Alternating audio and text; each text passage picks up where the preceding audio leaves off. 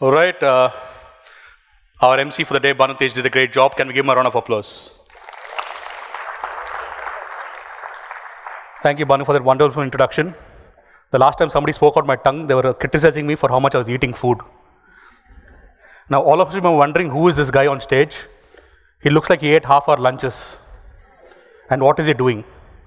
Now, before I get into that, I want you to imagine this. Imagine Michelangelo painting the Sistine Chapel. Now, the Sistine Chapel is a 70-foot high ceiling. It is 44 feet long, 134 feet wide. It's got hundreds of characters and figures in it. And when Michelangelo was putting the finishing touches on it, ever so often,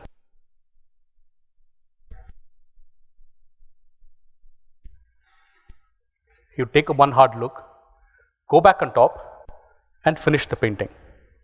And when he did this enough times, one of his assistants noticed. He comes up to Michelangelo and asks him what he was doing. Michelangelo says, right up on that ceiling, there's a man.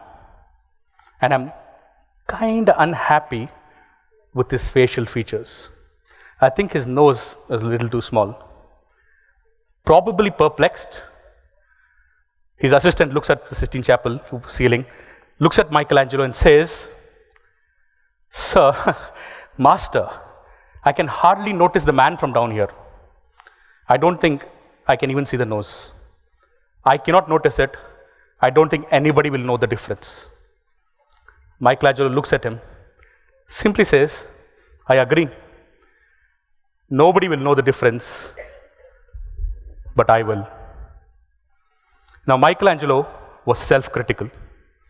We could even argue that him being self-critical led to one of the greatest masterpieces of all time. Now, if you think about it, every artist is self-critical.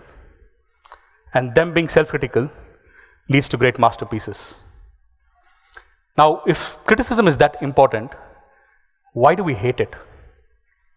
Why are we hurt by it when somebody else gives it to us? Now, to understand this, we need to take a look at the science of criticism. Why does criticism hurt us? Why do people even criticize? Well, there are many reasons people criticize, but psychologists say there are two major reasons. The first one is fault finding. For someone to come up to say, "You are wrong. What you're doing right now isn't right. You're wrong. This needs to be fixed." Does it say this PPT is wrong? Yeah, that's just me being self-critical, don't worry. Now, when you take a look at all of this, fault finding is a way to criticize. But the second reason people criticize is ego. It's all about the me. Something had to be done a certain way, and it's no longer done that way. The status quo is challenged, and we are hurt. But I come to the third point. Why do we criticize? Why do we feel the necessity to vocalize our criticism? Why don't we keep it to ourselves? The simple reason, because we want change. We either want the faults to be fixed or the status quo to be restored. A simple case of cause and effect. But if we are hurt by criticism, the cause is there, but the effect, not really there. It's not that simple, is it? Now, I remember when I was a 16-year-old little chubby kid. Okay, I wasn't little, I was the 16-year-old chubby kid. I would wear my tie, I would carry the big suitcase, and go into business meetings. Don't judge my dressing sense. I was enthusiastic, and that was my weapon. I would walk into a room full of adults and pitch my event management company to them. And no matter what I said, no matter how great my presentation was, they would all look at me and say one thing. "Kiddo."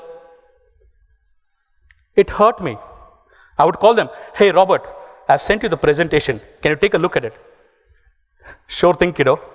Did you make it in Comic Sans font?" Gentlemen, I think this will be a great event. Trust me. Sure thing, kiddo. Are you up for it? It was all puns for them, but it used to hurt me.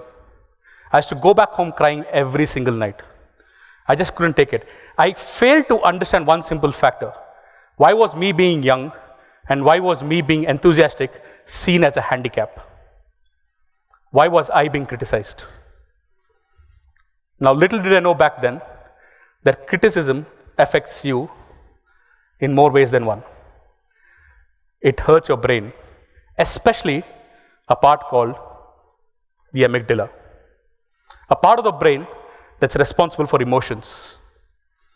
And whenever somebody is criticized, it is literally under stress. And it begins to think your life is under threat and triggers the fight or flight response. Now, when I was criticized, I chose to fly. I went away, went back home crying.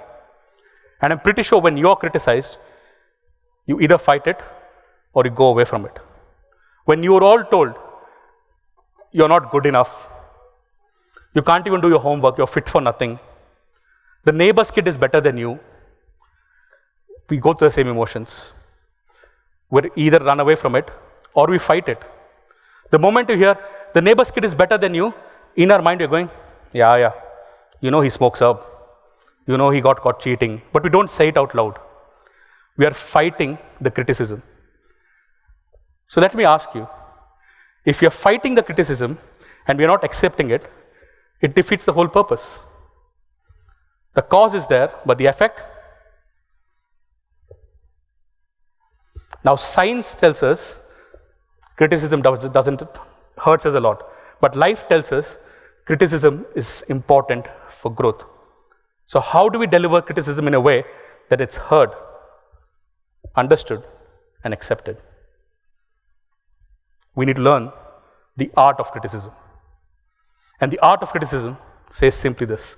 When you're criticizing somebody, the first thing you need to do is cushion it with comfort.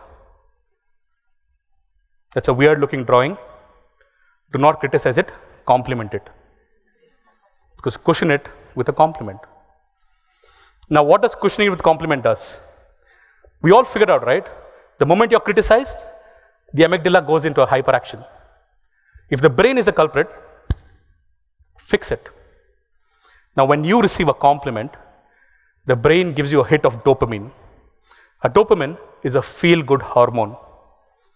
So it negates the effect of fight or flight. Now, we've all heard people say, Pranab, whenever we start getting a whole lot of compliments, we know a but is coming. You are fantastic, but you're a great dancer, but go to dance school. And I say, the but in that point is our gift.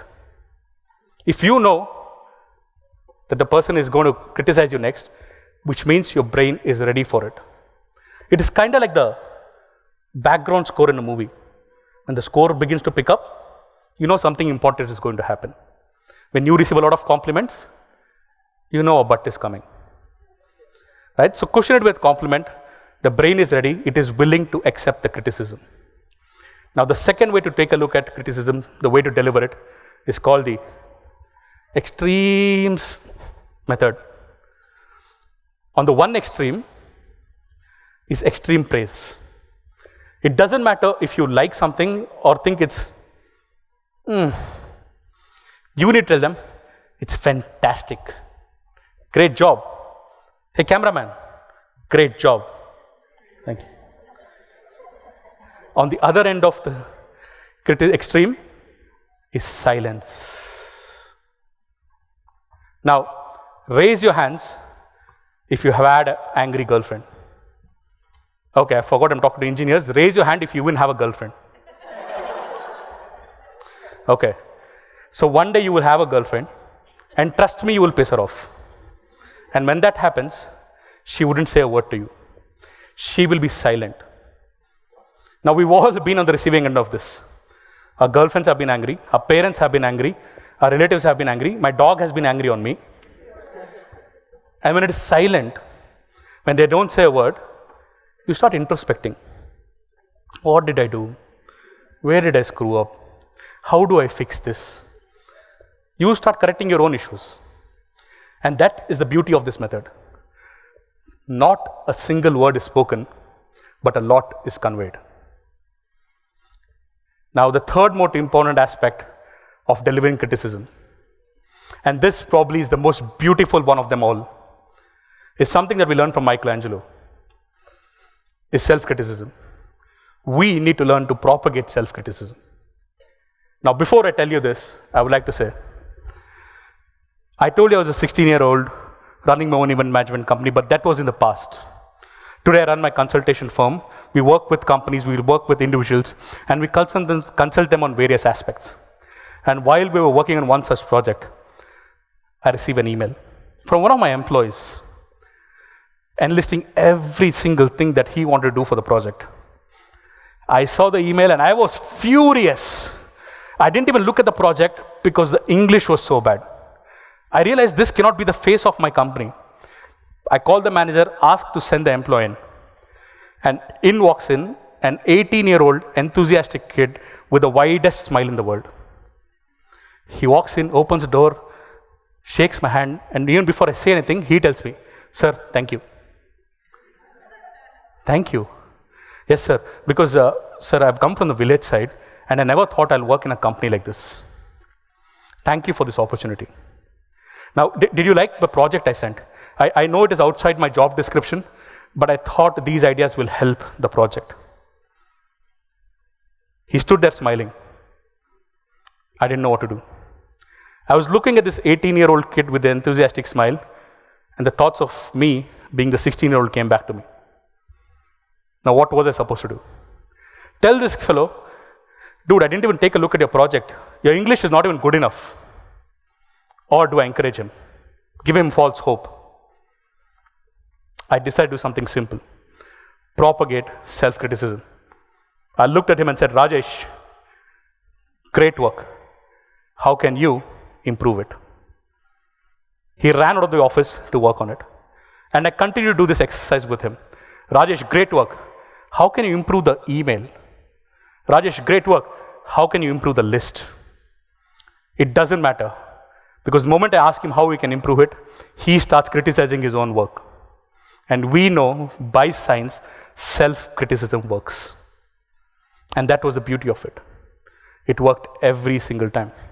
Now, if you have time, this is probably the best way to deliver criticism. If you do not, try the earlier methods.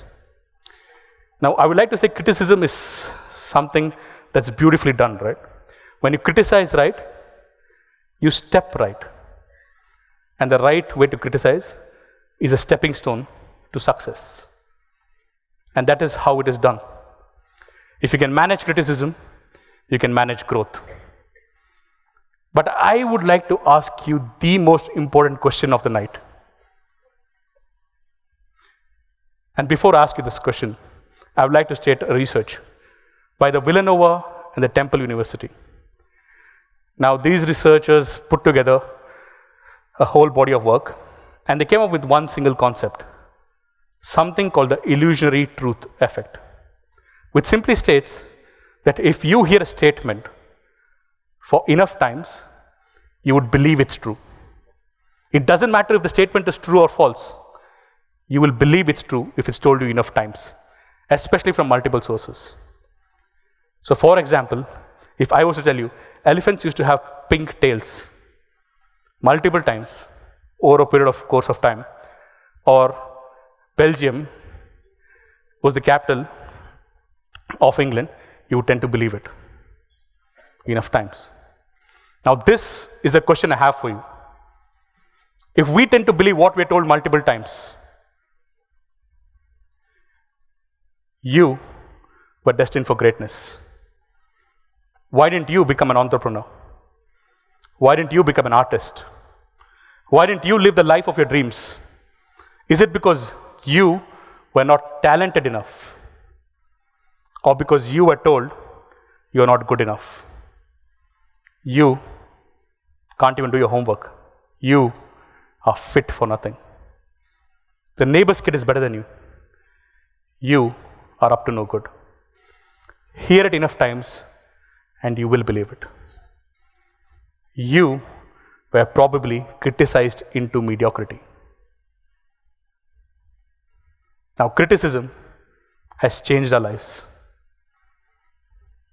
The way you say things, the way it is delivered, can make or break a person. It has tremendous effect on people. Now, ladies and gentlemen, I've stood here, spoken for a while. You heard me. It's been a long day. And if you could take nothing, absolutely nothing from this talk, I would like you all to take one single thing. And I'd like to say, criticism can make or break somebody. So the next time you're criticizing somebody, ask yourself, are you making them or are you breaking them? The choice is yours.